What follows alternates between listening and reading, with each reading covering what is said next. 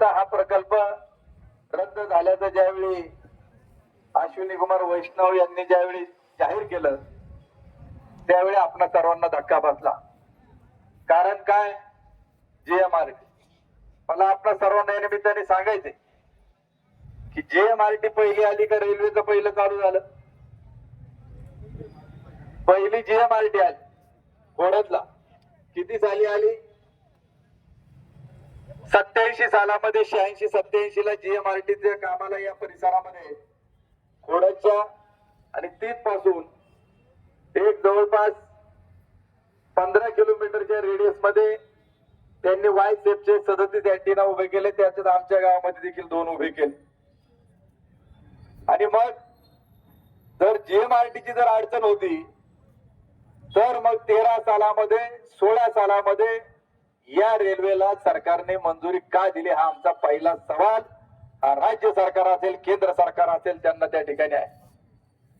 18 ते 2020 सालामध्ये त्याला FLS आपण ज्याला म्हणतो फायनल लोकेशन सर्वे तो करण्यात आला आणि महाराष्ट्र रेल्वे इन्फ्रास्ट्रक्चर डेव्हलपमेंट कॉर्पोरेशनच्या माध्यमातून एक DPR करण्यात आला आणि त्याला अंतिम मान्यता देण्यात आली. 2021 सालामध्ये महाविकास आघाडीचं सरकार राज्यामध्ये होतं.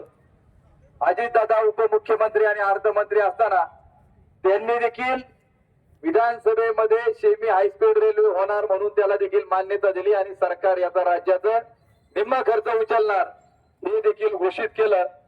आणि मग जमिनीचं भूसंपादन सुरू झालं. बाबाजीनं सगळं काही याच्या सविस्तर सांगितलं की लोकांना किती पैसे देण्यात आले काय आले ना आता नोटिसा त्यांना त्या ठिकाणी देत आहेत की आमचे पैसे तुम्ही त्या ठिकाणी पाठीमागे आम्हाला दिले पाहिजेत.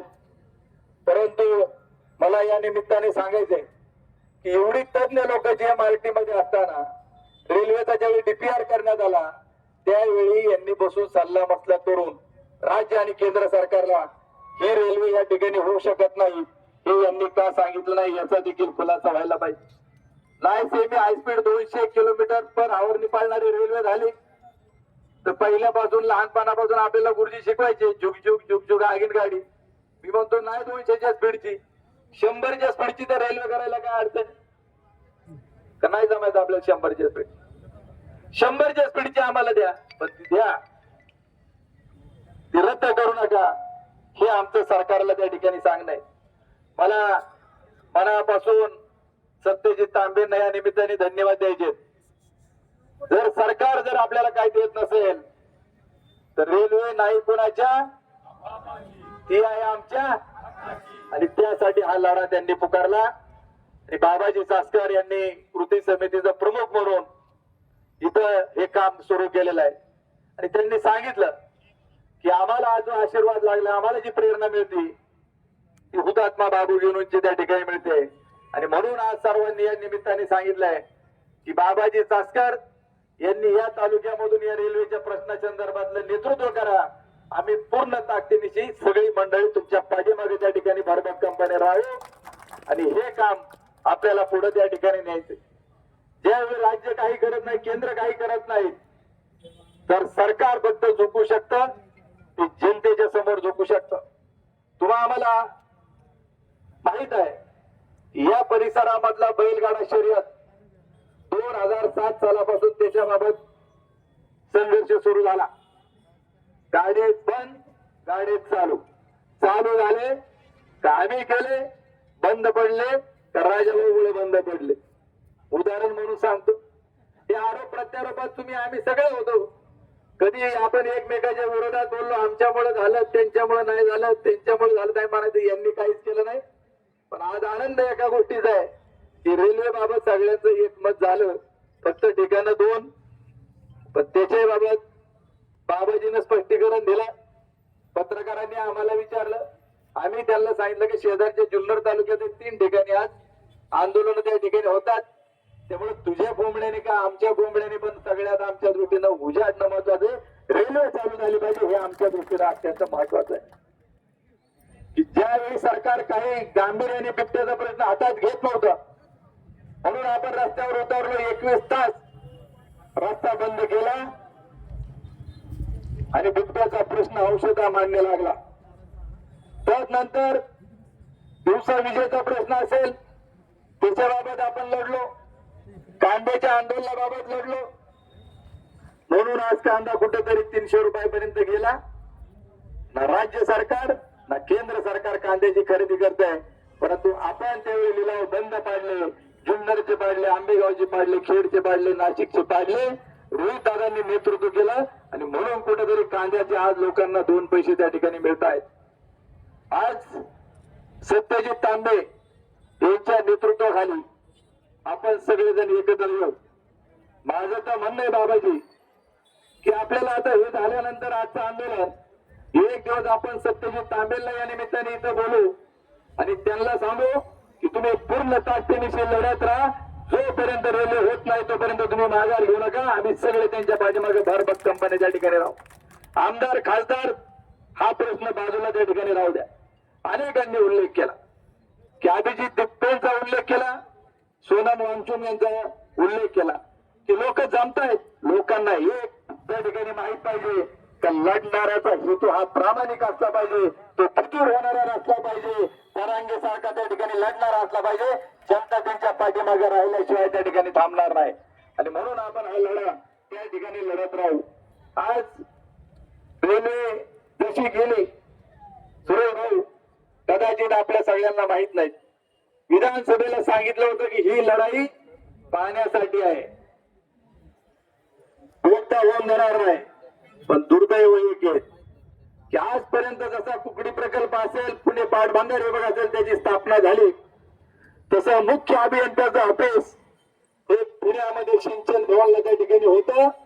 पण तुमचं आमचं दुर्दैव आहे की आज पुण्यामध्ये असणारं राज्य सरकारचं मुख्य अभियंता की जर आपल्याला रावसाहेबांनी पाणी सोडलं नाही, आपण नारायणगावला कार्यकारी अभियंत्याकडे त्या ठिकाणी जातो.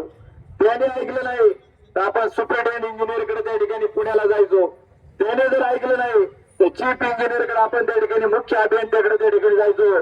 परंतु गेल्या 2 महिन्यापूर्वी मुख्य अभियंता पुणे पाटबंधारे विभागाचे जे आपल्याचे आहेत ते कार्यालय आज कुठे गेले, ते इथून उचललं आणि सोलापूरला त्या ठिकाणी गेलं.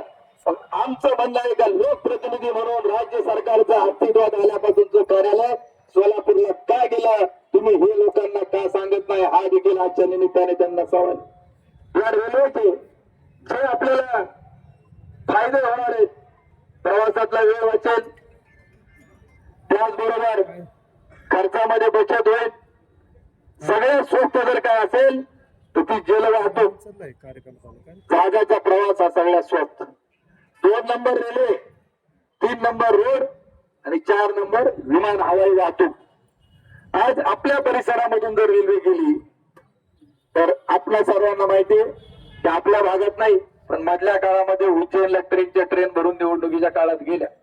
किती जातात एका ट्रेन मध्ये लोक? 2700च्या दरम्यान ऍडिशनल जर आपण त्याला बोगी जर जोडल्या 2,500 ते 2700 पर्यंत, 2,500 ते 2700 पर्यंत लोक जातात. मी म्हणतो 2,500 लोक धरा. आज रस्त्यावरती सगळ्यांना इकडे जर जाण्या येण्याकरता आपली वाहनं जर न्यायला लागत असतील आणि एका गाडीत सरासरी 4 माणसं जर बसली आणि 2,500 लोक याच रस्त्याने जर रेल्वे मधून त्या ठिकाणी गेली तर 2,500ला 4 लोकांनी जर भागलं तर किती?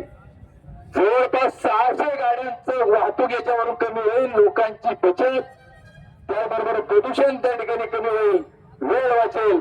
याचा हिशोब देखील आपण सर्वांनी करणं गरजेचं आहे. आज या भागात निर्माण होणारा कांदा वॅगनने तो परराज्यामध्ये जाईल, बंदराच्या ठिकाणी जाऊ शकतो कमी खर्चात, त्यामुळे शेतकऱ्याच्या दरात वाढ होईल. पंजाबवरून जो बटाटा आपल्याला येतो तो जर वॅगनने आला, जसं शिमल्यावरून खाली पंजाबला ट्रेनने त्या ठिकाणी आणला जायचा, जर रेल्वेने जर तो आला तर आपल्याला बटाट्याचं बेन देखील स्वस्त होऊ शकतं आणि त्याचबरोबर शेतीमालाची वाहतूक कमी खर्चामध्ये होते. आज खतं जर घ्यायची असतील, सिमेंट जर घ्यायचं असेल तर ते एकतर नगरला डेपोला लागतं किंवा तुम्हाला लोणी काळभोरला उतरावं लागतं किंवा बारामतीला लागतं. आणि तिकडून जी वाहतूक ट्रकने आपल्याला करावी लागते त्याच्यामुळे आपल्या भागामध्ये सिमेंट आणि खत हे देखील जादा खर्चाने आपल्याला खरेदी करावं लागतं. त्याचबरोबर साखर जर आपल्याला निर्यात करायची असेल कारखान्यांना तर ती देखील आपल्याला खडकीला न्यावी लागते. तर हे जे काय आपले फायदे होणार होते ते आपले काही आता आज रेल्वे नसल्यामुळं घेता येत नाहीत. पण उद्याच्या काळामध्ये आपल्याला ती रेल्वे कुठल्याही परिस्थितीमध्ये आणायची यासाठी आपल्याला त्या ठिकाणी काम करणं हे गरजेचं आहे.